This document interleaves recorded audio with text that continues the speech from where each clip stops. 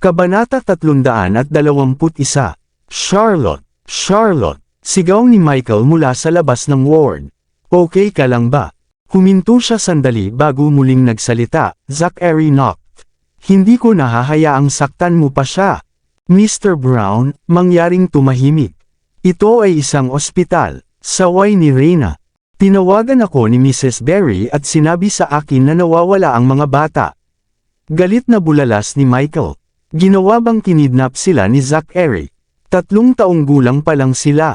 Hindi ba niya alam na ang mga bata? Tama na, sigaw ni Reyna, pinutol siya. Wala kang ginagawa kundi saktan si Miss Wind. Ano pinag-uusapan mo? Bakit ko siya sasaktan? Hindi makapaniwalang tanong ni Michael habang sinusubukang itulak siya. Zachary knocked. Lumabas ka. Bumukas ang pinto bago niya natapos ang sasabihin. Lumabas si Zachary mula sa silid, nakulubot na gusot ang damit. Gayunpaman, ang kanyang presensya lamang ay parang isang nakakasikal. Tinitigan niya ng masama si Michael. Ano ang problema ngayon, Mr. Brown? Zachary knocked. Kinidnap mo ba ang 3 bata? Tanong ni Michael na nanginginig ang boses. Sa halip na sumagot, pinikit na lang ni Zachary ang kanyang mga mata. Dahilan para bumaba ang temperatura sa silid ng ilang degree pa. Michael, bulalas ni Charlotte na nadadapa palabas ng kwarto habang hawak ang sugatang bewang. Hindi niya ginawa na agawin ang mga bata, at hindi ka kailangan dito. Umalis ka na. Charlotte, anong nangyari sa'yo? Sigaw ni Michael nang makita niya si Charlotte sa kanyang kalunos-lunos na kalagayan. Sumugod siya para alalayan siya. Nasaktan ka ba? Sinong gumawa nito sa'yo? Nasipa ng gusto ni Zachary si Charlotte sa bewang noong gabing iyon, ngunit naisip ni Michael na ayos lang siya. Gayunpaman, ang Charlotte na nakatayo sa kanyang harapan ay tila siya ay dumaan sa impyerno at bumalik. Ginawa ko, deklara ni Zachary. Ano ang gagawin mo sa akin? Isa kang kriminal. Sigaw ni Michael na itinaas ang kamao para suntukin si Zachary. Hindi. Sumigaw si Charlotte, at sinusubukan niyang itulak siya palayo sa hindi makatayo niyang mga paa. Tama na, Michael. Dapat ka nang umalis. Habang mas nasangkot si Michael sa mga bagay niya, mas nagiging mahirap ang mga bagay. Napabuntong hininga si Reyna. Alam niya kung gaano kahalaga kay Zachary si Charlotte, at tiyak na susubukan niya ang kanyang makakaya para tulungan siya basta humingi siya ng tulong sa kanya. Gayunpaman, ang paglahok ni Michael ay gagawin lamang ang mga bagay na libu-libong beses na mas komplikado. Ginugulo niya ang lahat. Charlotte, tara na, sabi ni Michael, at hinawakan ang kamay ni Charlotte.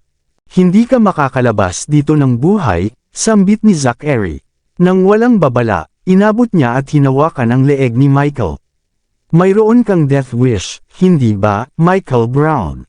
Si Michael ay humawak sa kanyang mga kamay na parang bakal na mahigpit ang pagkakahawak, at ibinuka ang kanyang bibig ng malawak sa isang walang saysay na pagtatangka upang huminga, at ang kanyang mukha ay dahan-daang naging malagim na kulay na puti. Ilang segundo lang ang lumipas.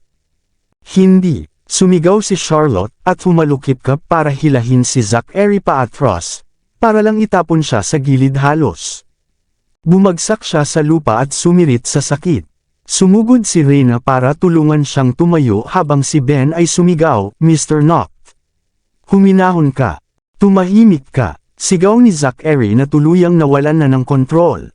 Dapat ako ay mas mapagpas siya. Tutulungan ko sana si Charlotte na mahanap ang kanyang mga anak kung hindi pumasok ang haltak na iyon at tangkaing ilayo siya. Hindi ko na kaya ito. Dapat ko siyang patayin. Humigpit ang hawak niya, at halos makita na ni Michael ang kaluluwa niya na umaalis sa katawan niya. Zachary, please, pakiusap ni Charlotte, na nahihirapang bumangon sa sarili, para lang hawakan siya ni Reyna at hilahin siya pabalik. Miss Wind, kailangan mong manatiling tahimik.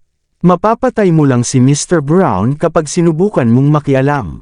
Bulalas ni Reyna. Pero, biglang nagkaroon ng malakas na tunog sa labas ng silid, at pumasok si Mrs. Berry na may dalang wallet sa kanyang mga kamay. Bastos ka, papatayin kita. Bago pa niya matamaan si Zachary, sinunggaban na ng 2 bodyguard na nasa labas ng ward ang mga braso niya at kinaladkad siya palayo kay Zachary. Bitawan mo ako! Bitawan mo ako! Sigaw ni Mrs. Berry. How dare you bully Miss, and kidnap her kids? Get your dirty hands off kay Mr. Brown.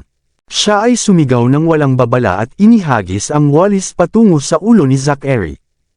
Ang lahat ay nanunood ng takot habang ang walis ay tumama sa noo ni Zachary at lumapag ng malakas.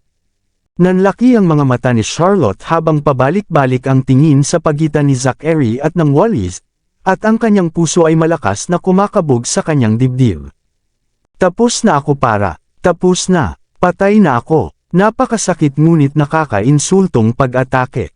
Biglang naging mabagyo ang ekspresyon ni Zachary, at binitawan niya ang leeg ni Michael para titigan si Mrs. Berry sa halip. Nang ineg si Mrs. Berry nang makita ang kanyang nakamamatay na liwanag na nakamamatay, na ginawang nanginginig ang mga nakaumbok na taba sa kanyang katawan na parang jelly. Nagsimula siyang magsisi sa kanyang ginawa. Masasabi ni Charlotte na si Mrs. Berry ay mapapahamak, at siya ay halos himatayan sa kawalan ng pag-asa. I think there's a misunderstanding here, Mrs. Berry, nagmamadaling sabi ni Reyna. Hindi inagaw ni Mr. Knock ang mga bata. Sino kaya iyon? Tanong ni Mrs. Berry, na nanginginig ang boses. Tinawagan ako ni Miss Cheney kaninang umaga at sinabi sa akin na wala na ang mga bata. Hindi ko makontak si Miss, kaya sinabi ko kay Mr. Brown na hanapin sila sa lugar ni Miss. Hindi ko alam na nawala din si Miss. Itinaas niya ang nanginginig na daliri at itinuro si Zachary na may pag-aakusa. Narinig ko ang usapan ng mga nurse kung paano mo ipinadala si Miss dito, at kung paano kita nahanap. Bakit siya nagkakasakit at nasasaktan ng ganito kamakailan lang? Bakit may pumapasok at nagtatanim ng bomba sa bahay namin? Nasaan ang mga bata? Ito dapat ay ikaw ang gumawa. Ibinaba niya ang kanyang daliri habang siya ay nagsimulang humagulgol ng hindi mapigilan. 3.5 taong gulang pa lang sila. Ano ang ginawa nila sa iyo? Bakit kailangan mo silang saktan? Mrs. Berry, Mr. Knock isn't involved in this, sabi ni Reyna, na medyo nagpapanik. Ito siguro ang Mrs. Berry, tama ba ako? Biglang sambit ni Zachary habang papalapit sa kanya ng may pananakot. Sinong nagsabi sa iyo na ako ang nasa likod ng pagkawalan ng mga bata, him? It's, nauutol na sabi ni Mrs. Berry, nag-aalangan na sumulyap kay Michael. Ako na, may kutob ako. Mrs. Berry, hindi inagaw ni Zachary ang mga bata. Sigaw ni Charlotte, at nagmamadaling lumapit kay Mrs. Berry at hinawakan ang mga braso. Makinig ka sa akin at bumalik ka sa ward mo. Kailangan mong magpahinga. Ako na ang bahala dito. Ibinuko ni Mrs. Berry ang kanyang bibig para tumutol, ngunit napaluhod si Charlotte at nagmakaawa na umalis siya. Please, Mrs. Berry, kailangan ko na po kayong umalis. Walang sinuman ang nang-ahas na hampasin si Zachary ng walis, at ang huling bagay na gusto niya ay si Zachary ay baka masaktan si Mrs. Berry dahil dito.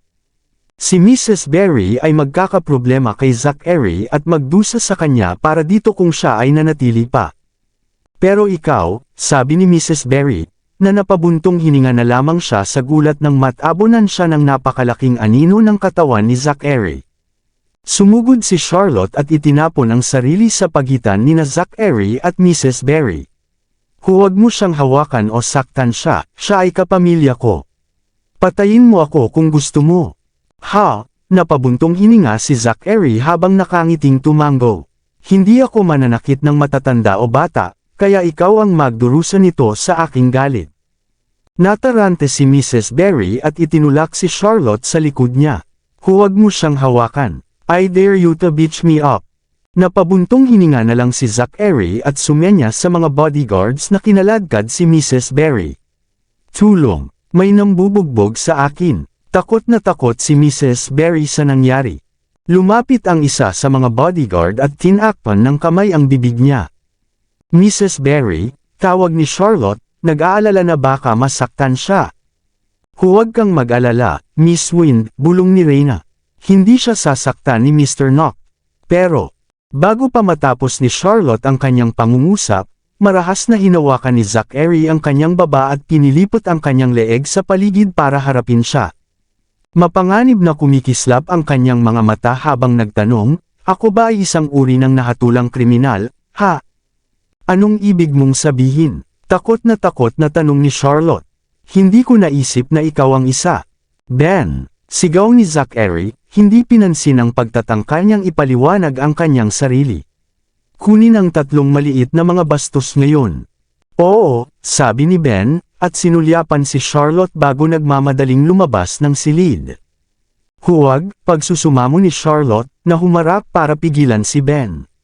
Bago pa man siya makalapit sa pinto, mahigpit na hinawakan ni Zachary ang braso niya at kinaladkad siya pabalik sa kama. Zachary knocked. "How dare you?" Sigaw ni Michael. "Ano ka sa tingin mo? Tinawagan ko na ang mga pulis, at kung hindi mo bibitawan si Charlotte ngayon. Wala akong pakialam sa mga pulis." Sigaw ni Zachary, na pinutol siya. "Dalhin mo siya." "Oo, sir," sagot ng 2 bodyguard bago kinaladkad si Michael palabas ng kwarto.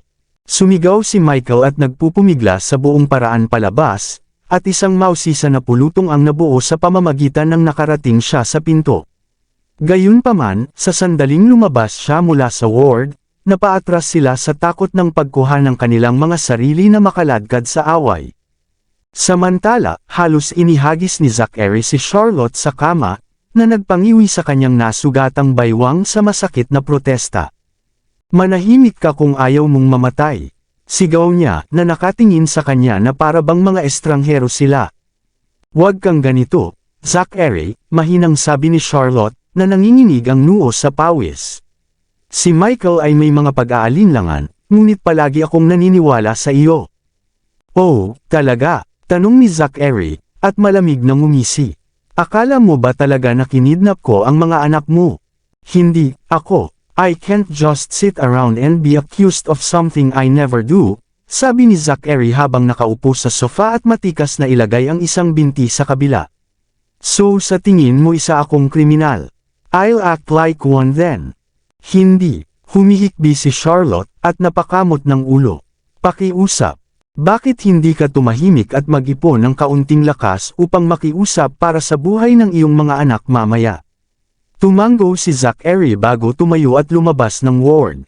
Paulit-ulit na sinisigaw ni Charlotte ang kanyang pangalan, ngunit hindi siya lumingon.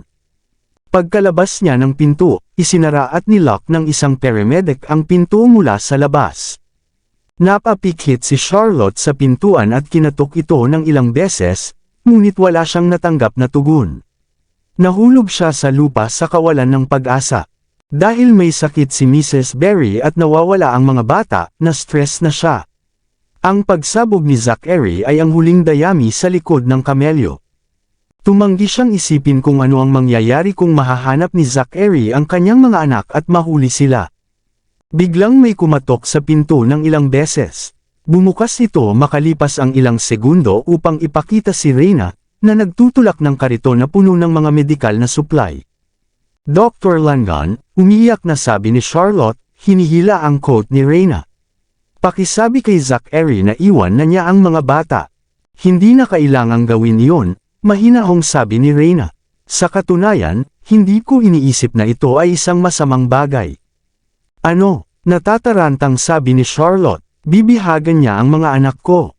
Paanong mabuti yun?" Natigilan siya nang matamaan siya ng realisasyon na parang truck.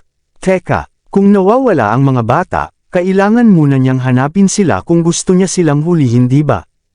"Mr. Noct is just brutal with words," sabi ni Reyna, na bumantong hininga.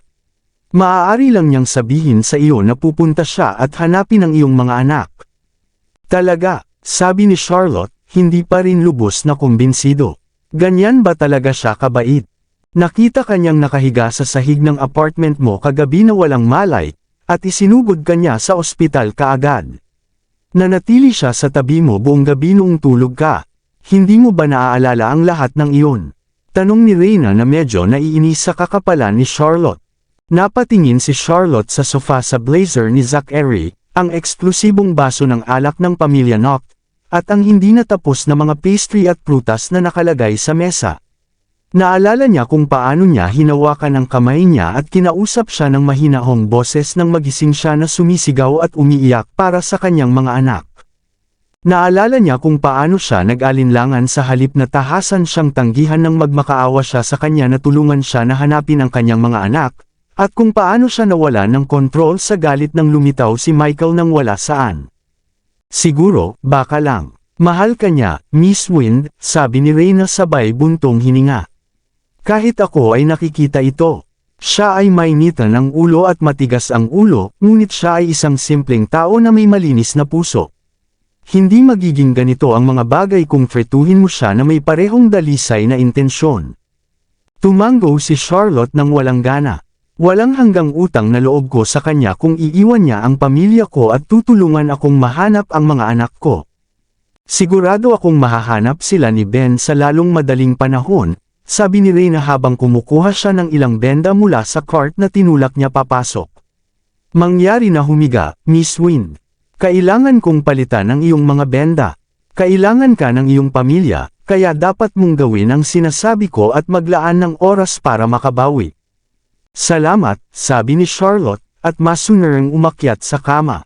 Umalis si Reyna pagkatapos niyang tulungan si Charlotte na baguhin ang kanyang mga benda, at ilang sandali lang ay dumating na ang mga paramedic noon na may magaang almusal. Pagkatapos ng almusal, hinanap ni Charlotte ang kanyang telepono para tawagan si Mrs. Berry, ngunit hindi niya ito mahanap kahit saan siya tumingin. Napabuntong hininga, hiniram niya ang telepono ng isang nurse at dinial ang numero ni Mrs. Berry mula sa kanyang alaala. Ang unang bagay na ginawa ni Mrs. Berry ay ang pag-abala sa kanya sa sandaling ang tawag ay dumaan, at siya lamang ay kumalma nang makumpirma ni Charlotte na ayos lang siya. Nang malaman ni Charlotte na si Mrs. Berry ay nanunuluyan sa isang ward sa itaas lamang, siya ay napabuntong hininga ng kaluwagan. Mukhang tinupad ni Zachary ang pangako niya at iniwan siyang mag-isa. Malapit nang umuwi ang mga bata, Mrs. Berry, sabi niya. Kailangan mong magpahinga at magpagaling. At kailangan mong mag-ingat sa demonyong iyon. Nag-aalalang dagdag ni Mrs. Berry. Ngumisi si Charlotte. Palagi niyang pinipigilan si Mrs. Berry at ang mga bata sa drama kasama si Zachary, ngunit ang kanyang kaalaman sa pagkawala ng mga bata ay naging isang sorpresa. Nang mapagtantong nawawala ang mga bata, tinawagan ni Mrs. Berry si Michael, na nakitang kaaway si Zachary para sa tulong at ito ay humantong sa napakalaking showdown noong umagang iyon. Ang mga bagay ay nagiging hindi na makontrol, at si Charlotte ay natakot sa isa pang paghaharap sa pagitan ni Mrs. Berry at Zachary. Kung nawalan ng kontrol si Mrs. Berry at sinubukang akusahan si Zachary ng pagkidnap muli sa mga bata, ang mga kahihinatnan ay magiging kahila-hilakbot, upang sabihin ang hindi bababasa. Nagpasya si Charlotte na makipag-usap kay Mrs. Berry pagkatapos na matagpuan ang mga bata. Hoy! Anong meron sa munting lorong ito? Biglang tanong ng isang paramedic habang kinukuha ang isang walang malay na si Fifi. Nagmamadaling lumapit si Charlotte para tingnan, at natarante siya nang mapansin niyang hindi gumagalaw si Fifi ni isang pulgada sa kabila ng lahat ng ingay. Marahan niyang tinapik ang katawan ni Fifi at tinawag ang pangalan niya ng ilang beses, ngunit walang natatanggap na tugon. Patay na ba? Tanong ng isang nurse bago tinakpan ang bibig sa panghihinayang. Natarante si Charlotte at marahang binuhat si Fifi. Nakahanap siya ng pulso, ngunit mahina ito at halos wala. Maraming salamat sa lahat ng sumusubaybay. Please subscribe and follow my YouTube and Facebook channel, Filipino Novel. Maraming salamat po. Kabanata 325. Nako, anong nangyari sa shirt mo, Mr. Noct? Sa parehong sandali, isa pang paramedic ang napabulalas. Ano ito? Hayaan mo akong tingnan iyon. Ang nakababata sa pagitan nila ay pumasok para sa mas malapit na inspection. Kung ako ang nasa tamang paghula nito, dapat ay dumi ng ibon. Galing ba yan sa munting loro? Nagtatakang napatingin silang dalawa sa walang malay na si Fifi. Tama, dapat iyon. Isang pangatlong paramedic ang lumabas sa washroom at parang nabalisa. Nakita ko yung dumi ng ibon kay Mr. Noct kagabi at parang hindi siya nasisiyahan. Pwede ba? Tumingin ang tatlo kay Fifi na may malaking simpatiya. Natigilan si Charlotte habang nakatingin sa ibon. Sumagi sa isip niya na maaaring nagkaroon si Fifi na sinakal ni Zachary. Nawala ang lakas niya nang muntik na siyang bumagsak sa kama. Miss Wind, nalalayan siya ng nakababatang paramedic at inalok siya ng ilang malumanay na salita sa pang-aaliw. Pakiusap, ingatan mo ang iyong kalusugan. Buhay pa ang loro kaya't maaari mo itong iligtas kung maaari mong dalhin ito sa isang veterinaryo. Dahil mayroon pa kaming ibang mga bagay na dapat asikasuhin, dapat na kaming umalis. Ang mga paramedic ay lumitaw na tensyonado at umalis ng mabilis hanggat maaari. Hoy, maghintay ka. Sumunod din ang nakababata sa takot na baka magalit si Charlotte. Pwede iyon na ibig sabihin ang problema para sa kanila. Si Charlotte ay nakaupo sa silid na mag-isa at labis na nagalit kay Zachary habang tinitingnan ang kalahating patay na ibon. Ang mga ideya tungkol sa pagiging maalalahanin o isang teddy bear sa puso ay walang laman na usapan. Sapat na brutal ang lalaki para sakalin si Fifi sa pang-asar lang sa kanya. Akala niya isa siyang ganap na halimaw. Habang pinag-iisipan niya ito, mas gusto niyang sakalin pabalik ang lalaki. Kasabay nito, isinasaalang-alang niya ang isa pang problema na maaaring lumitaw. Kung kaya niyang gawin ang sarili niya dito. Isang loro lang, kinilig siyang isipin kung ano ang posibleng gawin nito sa kanyang tatlong anak. Samantalang si Zachary ay nagkaroon na ng sama ng loob sa kanyang triplet sa maling paniniwala na sila nga ay kay Michael, at natakot siya na baka siya talaga ang magdulot sa kanila ng pinsala. Kinabahan siya kaya nagsimula siyang maglakad-lakad sa loob ng silid. Noon lang niya napansin na bahagyang nakaawang ang pinto. Nang makalapit siya at sumilip, nakita niya ang isang babaeng paramedic sa labas na may kausap sa telepono. Sa ilang kadahilanan, ang mga bodyguard ng pamilya Noct, lahat ay nakabantay sa iisang direksyon. Sinamantala ni Charlotte ang pagkakataon nang ilihim sila ni Fifi na pumuslit. Ni hindi niya isinuot ang kanyang sapatos habang gumagawa siya ng lakad patungo sa elevator. Nang mapansin ng paramedic na nakabantay, sumigaw siya, "Diyos ko, Miss Wind." Pumasok si Charlotte sa elevator at paulit-ulit na pinitik ang button. Sa oras na mag-react ang dalawa sa mga bodyguard, ay sarado na ang pinto sa kanila.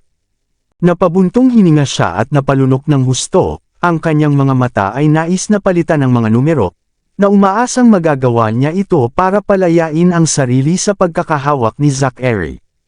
Mabuti na lang at nasa ika-4 na palapag siya kaya mabilis siyang nakababa. Sa sandaling bumukas ang mga pinto, tumakbo siya na parang paniki palabas ng impyerno. Miss Wind, sigaw ng mga guard sa likod niya. Gusto lang niyang makatakas sa puntong iyon at wala na siyang pakialam sa iba pa. Gayunpaman, ang mga lalaki ay mas mabilis sa kanilang mga paa habang sila ay mabilis na nakakuha sa kanya. Bumibilis ang tibok ng puso ni Charlotte nang huminto ang isang Lamborghini sa gilid ng kalsada. Ang bubong ay bukas, ang convertible at si Michael ang nasa manibela. "Pumasok ka, Charlotte." Michael, nag-alinlangan siya habang huminto sa kanyang paglalakad, hindi sigurado kung gusto niya itong kaladkarin dito. "Halika." Hinalas niya ang sarili at hinila siya papasok. Miss Wind, bumilis na ang sasakyan nang lumabas ang mga gwardya. Gayunpaman, nagtagumpay ang isa sa kanila para makita si Michael sa driver's seat. "Tawagan mo si Ben." Hilaw pa rin ang sugat ni Michael sa gilid ng labi. Gayunpaman, hindi niya hinayaang makagambala iyon sa kanya habang inaalis niya si Charlotte doon. Ang kanyang puso ay tumitibok pa rin mula sa lahat ng adrenaline habang kinulong niya ang ibon sa kanyang dibdib. Sa kabila ng pag-iwas sa mga gwardya na ang silhouette ay nawala sa malayo sa likuran nila, naramdaman niya na exhilarated o hinalinhan, ngunit isang malalim na pakiramdam ng apprehensiveness. Pakiramdam niya ay may nagawa siyang mali. "Hey," aliw na sabi ni Michael. "Ligtas ka na ngayon. Ang mga bata ay hindi pa ring mahanap, at si Mrs. Berry ay nasa ospital pa rin." Natarante si Charlotte. Sasaktan ba siya ni Zachary kung malaman niya na ako ay nakatakas? At ang mga bata, "Huwag kang mag-alala, may gagawin ako," sabi niya habang hawak ang kamay niya. Hindi naman ganoon si Zachary Knock na higit sa batas. Pagkatapos ng maikling paghinto, nagpatuloy siya, worst comes to worst, hahanapin ko ang matandang Mr. Knock. I'm sure siya ay haharapin ito ng makatarungan. Matandang Mr. Knock. Kumunat ang noo ni Charlotte. Medyo oddball siya. Hindi ako sigurado kung tutulong siya dahil mukhang hindi naman niya ako nagustuhan. Mas tinutulungan niya ang kanyang sarili kaysa sa pagtulong sa iyo, sagot ni Michael na nakakunot ang noo. Kung gusto niya ng successful ng pakikipag-ugnayan sa pagitan ng mga Knock at Blackwood, kailangan niyang tiyakin na si Zachary ay lumayo sa iyo. Maaaring sulit ang pagsisikap kung maubusan tayo ng iba pang mga pagpipilian. Gulong-gulo ang isip ni Charlotte. Tayo ay dapat subukang hanapin muna ang mga bata dahil talagang nag-aalala ako sa kanila. Isa pa, wala pa ring malay si Fifi. Pwede ba natin dalhin muna siya sa veterinaryo? No worries, I'm on it. Sa opisina ng Pangulo sa ika-68 palapag. Kinukumpleto ni Zachary ang ilang mga papeles nang kumatok si Ben sa kanyang pintuan na may ire-report. Ah, Mr. Knock. Nag-alinlangan siya bago maingat na binibigkas, tumakas si Miss Wind. Nakapatong ang kamay ni Zachary sa mga keyboard habang nakataas ang kanyang mga mata. Halika ulit. Si Miss Wind. Pinatibay ni Ben ang sarili bago niya ulitin ang huling bahaging iyon, she's escape. Nakatakas. Nadismaya si Zachary. Sinasabi mo ba sa akin na nakatakas ang tanga na babae sa ospital sa tingin ng napakarami? Nandoon si Michael at ang isang pares ng kanyang mga tauhan. Sinamantala ni Miss Wind ang pagkakataong makatakas ng si Marino ay pumunta ng banyo. Tumakas sila sakay ng kotse nila bago pa maabutan ng mga tauhan natin. Sumimangot ng gusto si Zachary, at isang nakakapanghinayang nakislap ang sumilay sa kanyang mga mata. Nakakuyom ang kamay niya at yung fountain pen na gamit niya. Ang panulat ay pumutok sa pagitan ng kanyang mga daliri na parang isang sanga. Ang mukha ni Ben ay naging kasing puti ng isang kumot. Kumalma ka Mr. Knock. Natuntun ko na sila sa villa sa western suburbs at kukuha ng isang team para puntahan sila. Hayaan mo na sila, pagsingit ni Zachary. Babalik siya mag-isa. Yung mga nakabantay sa ospital, ano pa ang silbi nila kung hindi man lang mabantayan ang isang babae? Oo, sabi ni Ben habang nagmamadaling ibinaba ang kanyang ulo. Alam ko na ang gagawin. May kumatok sa pinto bago pumasok si Bruce. Isang update, Mr. Knock. Nalaman ko na ang 3 bata ang bumaba sa school bus sa Happy Avenue pagkatapos ng klase 3:00 ng hapon. Ngunit si Mrs. Berry ay may sakit at hindi maaaring doon upang kunin ang mga ito gaya ng dati, at si Miss Wind ay dumating ng 20 minutes late, siya.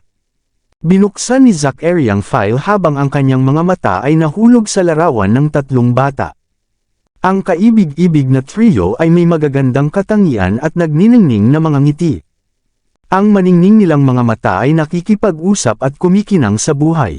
Dalisay at kalugod-lugod, na para silang mga anghel mula sa langit. Ang ganda at mga inosente. Kakaibang naramdaman ng lalaki na lumambat ang sariling puso habang tinitingnan ang litrato ng kung ano ang malinaw na anak ng ibang tao. Ilang sandali pa bago siya nagsalita, pumunta ka sa Ministry of Transportation at hukayin ang lahat ng surveillance footage mula sa Happy Avenue. Personal kong hahawakan ito. Naiintindihan mo ba? Dinala ni Michael si Charlotte sa sarili niyang villa, at nagpatawag siya ng doktor bawat isa para kay Charlotte at kay Fifi. Ang pagkaabala sa pag-iisip ng mga bata at ni Mrs. Berry ay nadagdagan pa ang pagkabalisa ng babae. Pasado 8:00 na ng gabi nang sa wakas ay nakarating si Michael sa isang pambihirang tagumpay pagkatapos niya na pinakilos ang kanyang network ng mga kontak. Sabik niyang dinala ang laptop niya kay Charlotte. Halika tingnan mo ito. Ano yun? Nahanap mo na ba sila? Sabi niya habang papalapit. Kinuha ni Michael ang surveillance footage na nagpapakita ng pagbaba ng mga bata sa school bus. Tumayo sila sa gilid ng kalsada sa loob ng ilang minuto, at posibleng nakinig kay Miss Cheney bago ang umalis ang sasakyan. Nanatili doon ang 3 bata habang nag-uusap sila bago sila umalis sa direksyon ng tahanan. Robbie, Jamie, Ellie. Napaiyak si Charlotte nang makita ang kanyang mga anak. Manood tayo. Marami pa. Ipinagpatuloy niya ang pag-play ng susunod na clip. Naputol ang unang clip sa kalagitnaan ng ang mga bata ay naglalakad sa kalsada. Ipinakita ng sumunod na naglalakad silang magkahawak kamay. Ilang sandali pa ay tumigil na sila para maglokohan. Itinuro ni Ellie ang malapit na kagubatan. Nagsimulang tumakbo si Jamie papunta dito. Mahigpit na sumunod sina Ellie at Robbie sa likuran. Dahil ang mga ito ay nakunan sa isang traffic camera, walang audio. Naisip ni Charlotte na nagkaroon na ang mga bata ay pumasok doon dahil maglalaro sila. Doon natapos ang footage na nakaayos ang frame kay Robbie. May iba pa ba? Nag-aalalang tanong ni Charlotte. Iyon lang ang naipon ko, sagot niya. I've inspected the site but have found no tracks there. At ang lugar hindi rin naka-record. Mayroong isang kalsada sa kabilang panig, ngunit tila may isang tao na binura ang surveillance footage mula doon. Wala akong mahanap na ibang lead. Paano nangyari iyon? Bumagsak ang kulay mula sa mukha ng babae. Maliban kung nakaramdam siya ng hindi magandang pakiramdam na maaaring naaksidente ang mga bata sa kalsadang iyon. Ito kaya ang dahilan kung bakit binura ng salarin ang footage. Huwag na nating subukang unahan ang sarili natin, sabi ni Michael habang hawak ang kamay niya. Nag-inquire na ako sa lahat ng mga ospital sa HCT kung saan may mga contact ako. Walang anumang pagpasok ng bata na akma sa kanilang paglalarawan. Mayroon bang mga ospital na wala kang access? Nag-aalalang tanong niya. Kay Reyna ba? Higit pa riyan, sabi ni Michael na may nakakunot na noo. May isang Seren Hospital sa ilalim ng pamamahala ng Knock Group. Isa itong eksklusibong pribadong pasilidad. Kaya, wala akong nakuhang kahit ano mula doon. Naramdaman ni Charlotte ang panginginig sa kanyang gulugod nang maisip niya na maaaring mawala ang kanyang mga anak at may kinalaman kay Zachary. At saka, patuloy ni Michael. Hindi ko mahanap ang nawawalang footage sa kabila ng paggastos ng isang malaking kabuuan, at pagguhit sa ilang matibay na koneksyon, na maaaring mga hulugan. Na ang sinumang nagtanggal ng footage ay may higit na impluwensya kaysa sa iyo. Agad na nahuli si Charlotte sa, tama iyan, tumango ang lalaki, siya na talaga, sigaw ni Charlotte sa nagngangalit na mga ngipin. Zachary, bakla ka. Ngunit hindi ko maintindihan kung bakit gusto niyang agawin ang mga bata.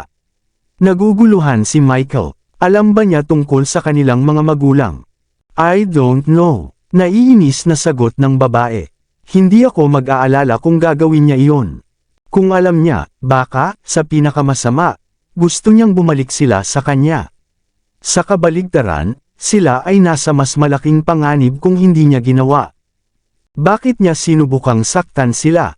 Tanong ni Michael, kailangan mo akong tulungan na maunawaan ito upang ako ay maging mas nakaposisyon para kausapin si Old Mr. Knock.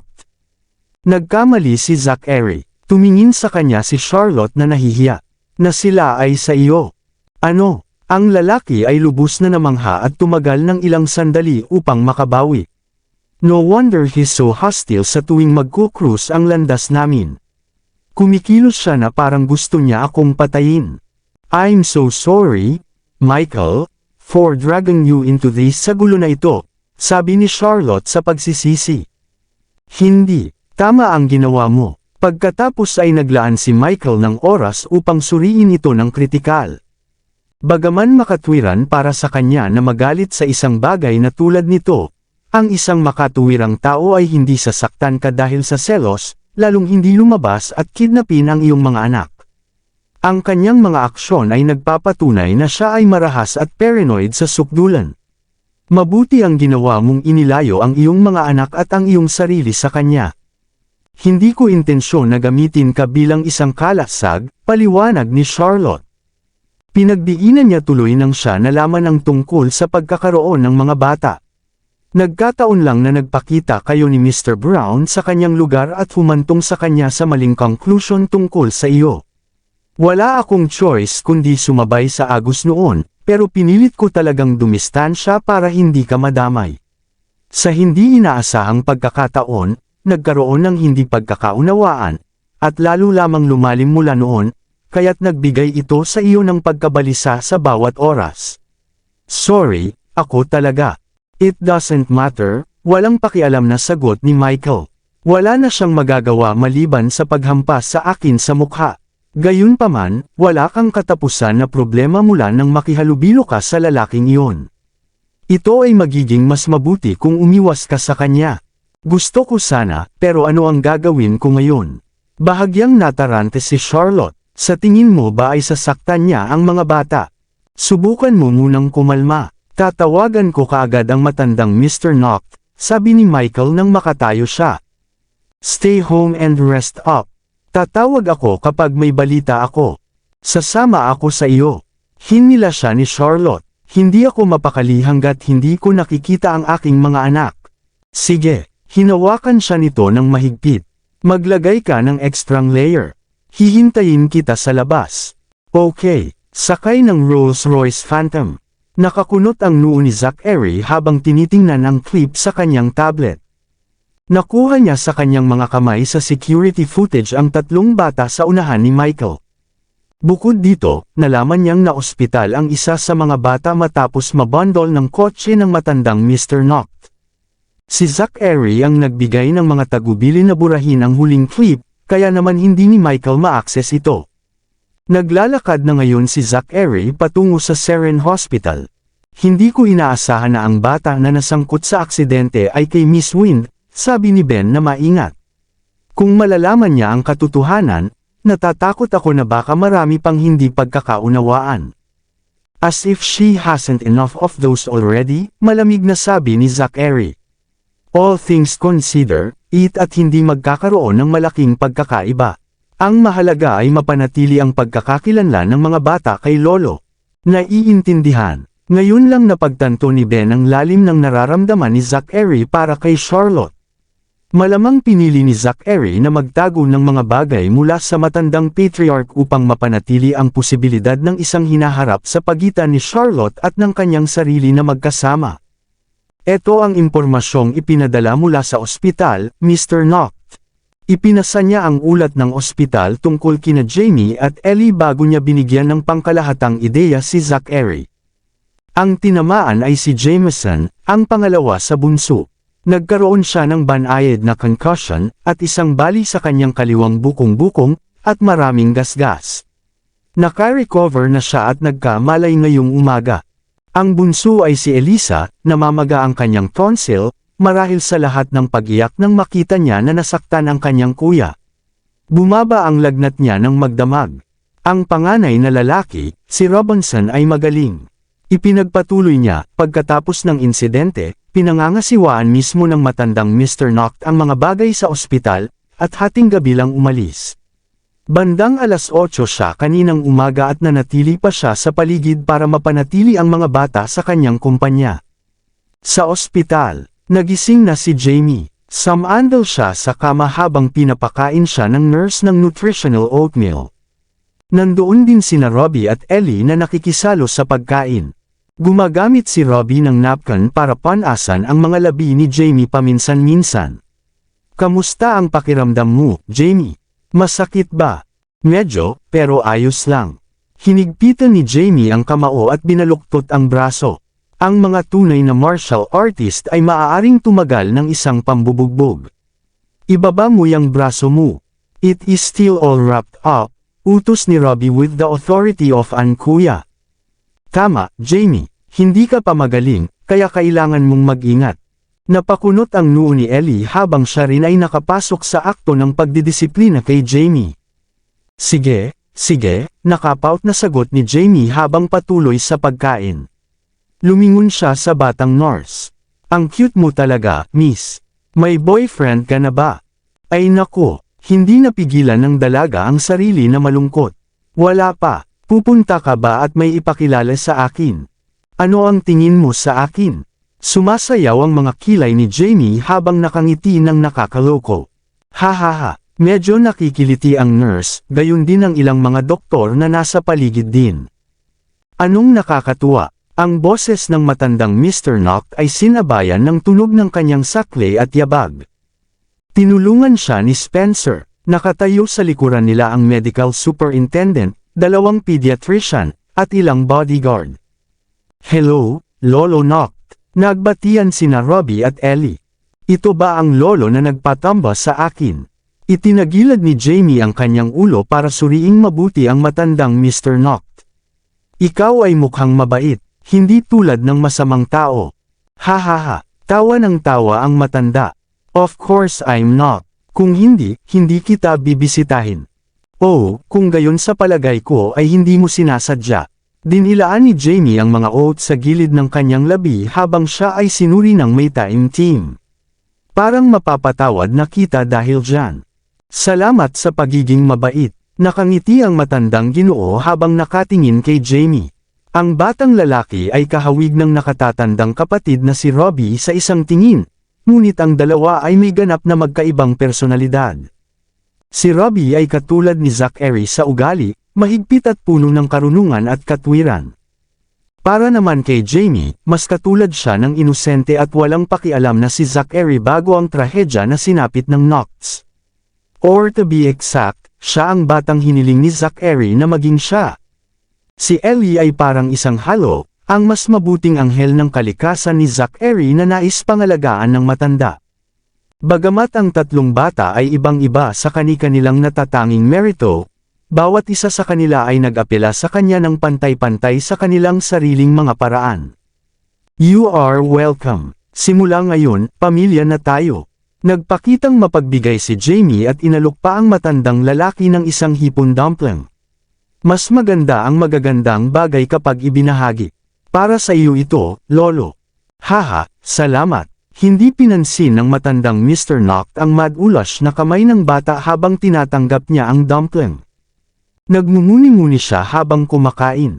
"Ang aking apo ay tinatangkilik ang mga dumplings noong bata pa siya, pero ngayon ay hindi na." "Bakit?" tanong ng mga bata.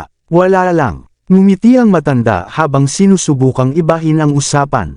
"So paano ba? Dumating na ba ang nanay niyo?" "Hindi pa." Lumamlam ang maliit na mukha ni Robbie habang nakababaw ang ulo. Napaawang ang labi ni Ellie at nagsimulang tumulo ang mga luha niya nang marinig iyon. "Hindi pumunta si Mommy para hanapin kami. Sa tingin ko ayaw na niya sa amin." Ang paghihirap sa kanyang parang bata na boses ay agad na hamatak sa puso ng mga nakapaligid sa kanya. "Ayan, Jan, huwag ka nang umiyak." Nabalisa ang matandang Mr. Noct nang makita ang umiiyak na bata at agad na inilabas ang sariling panyo at panasan ang mata niya. "Nandito ako para sayo, di ba? Aalagaan ko kayong lahat. Halika rito, Ellie." Niyakap ni Robbie ang kanyang nakababatang kapatid na babae at sinubukang magmukhang matapang para sa kanya. "Hindi tayo pababayaan ni Mommy. Tiyak na nasa trabaho siya, dahil alam mo na mayroon siyang masamang amo na palagi siyang pinag-o-overtime." Kabanata 330. "Sige na," sabi ni Jamie na puno pa ng dumplings ang bibig. Siguro ang psychotic na boss niya ay pinananatili si Mommy sa opisina at hindi siya pinayagang umuwi. Oo, ang matambok na pisngi ni Ellie ay natatakpan ng mga luha habang nakapout. "Nakita ko na siya dati. Ganon siya kamabangis, at muntik na niyang mapatay si Fifi. Galit ako sa kanya. Napaka-arrogant niya kaya kakausapin lang niya ang mga tauhan niya pagdating niya sa kindergarten." Si Robbie na nakakunot ang noo sa pagsusungit. "I hate him too." Nakakasuklam na tao, nang gagalaiti si Jamie habang ang kanyang mga daliri ay humihigpit sa kanilang sarili. "Sa susunod na makikita ko siya, babayaran ko siya sa pambubuli kay Mommy, Robbie, at Ellie." Sino ang lalaking ito na nang-aapi ng mga babae at bata? Nagalit din ang matandang Ginoo sa narinig sa kanilang palitan. "Sabihin mo sa akin para maturuan ko siya ng leksyon. Matanda ka na para kalabanan siya, Lolo Noct." Seryosong sabi ni Jamie habang tinitingnan ang matanda. Maraming bodyguard ang lalaki, malaki at matangkad at mukhang bastos. "Oo, nakakatakot ang mga mata niya," dagdag ni Ellie habang inaalala ang takot na nakasalubong niya ang masamang tao sa mall. "Para siyang leon na gustong kainin ako." Dahil doon, ibinuko ng batang babae ang kanyang mga labi at nagsimulang humagulgol muli. "Hoy, huwag kang matakot." Halos matuno si Mr. Noct nang hilahin siya nito sa kanyang mga bisig para aliwin siya. Kahit na siya ay isang leon o isang tigre, maaari ko siyang paamuin. Oo, ang iyong lolo ay ang pinakamahusay, sabi ni Spencer sa amusement. Walang sinuman sa mundo na siya ay hindi masupol. Talaga, natuwa si Jamie nang lumapit siya at hinila ang manggas ng matanda. Ikaw ba ay marunong ng martial arts, Lolo Noct? Tumawa ang matanda. Ayoko, pero meron ako nito. Pagkatapos ay itinuro niya ang kanyang sentido. Ang taong may karunungan at talento ay walang dapat ikatakot. Tama si Lolo Noct. Iyan din ang sinasabi ni Mommy, mataray na sabi ni Robbie. Kaya kailangan natin mag-aral ng mabuti at maging isang taong kapaki-pakinabang para walang makakapang-api sa atin. Magandang bata, ang kirot sa puso ni Mr. Noct para sa bata habang magiliw niyang tinatapik ang kanyang maliit na ulo. Ganyan ka na kahit bata ka pa. E-enjoy mo lang muna ang iyong pagkabata.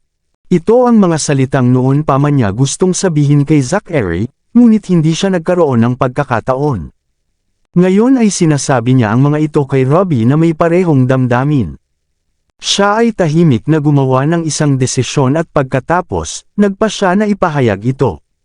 Dapat pinagtagpo tayong lahat ng tadhana. Wala ako noon, ngunit ngayon na nandito na ako ay magiging inyong anghel na tagapag-alaga. Hinding-hindi ko hahayaang piliin ng sinuman sa inyo, kailanman. Lolo Noct. Walang tigil ang pag-agos ng mga luha mula sa mga mata ni Ellie habang binabalot niya ang kanyang matigas na mga kamay sa leeg ng matanda. Oh, sweetie, ayan, doon. Naantig si Mr. Noct at kinuha ang kanyang panyo habang nagmamadaling pinupunasan siya sa mga pisngi. Nasasaktan akong makita kang umiiyak ng ganyan. Salamat, Lolo Noct. Naramdaman ni Jamie ang pagkirot sa kanyang ilong habang namumula ang kanyang mga mata. Ngunit lumaban siya at napakahirap pigilan ang sarili. Napakabait mo sa amin. Paglaki ko, poprotektahan din kita. Gaya ko, dagdag pa ni Robbie habang hinahampas ang sariling maliit na dibdib. Paglaki natin, lahat tayo ay sama-samang protektahan si Lolo. Magaling na mga bata, magaling. Ang matandang Ginoo ay nabawasan sa isang emosyonal na pagkawasak habang siya ay nakikipagsiksikan kasama ang mga bata. Lumingon siya sa mga taong nasa likod niya. Kayong lahat ay isa-isip ito. Ang mga batang ito ay mas malapit sa akin kaysa sa sarili kong mga apo. Walang mambo-bully sa kanila.